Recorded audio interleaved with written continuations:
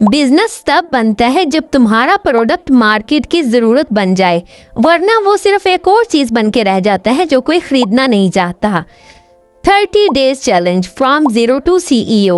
Day 4, 3 keys for product hunting. Problem solving products. ऐसी product choose करो जो किसी की रियल लाइफ प्रॉब्लम सॉल्व करें। एग्जाम्पल, स्किन केयर में पिंपल क्रीम एक नीड है, जबकि रैंडम लोशन जस्ट एक want. Trendy but useful. Trend वाले प्रोडक्ट फास्ट बिकते हैं, लेकिन सिर्फ ट्रेंड पे मत चलो। Trend plus usefulness is equal to winning product. Affordable and scalable.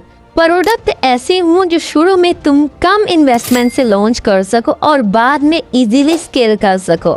Start small, think big. आज 3 प्रोडक्ट आइडियाज़ लिखो जो तुम्हें पसंद हैं। उनको चेक करो इन 3 फिल्टर्स के साथ। क्या ये प्रॉब्लम सॉल्व करते हैं? क्या ये ट्रेंडी और यूजफुल हैं? क्या मैं इसको लो कॉस्ट में स्टार्ट कर सकती हूँ?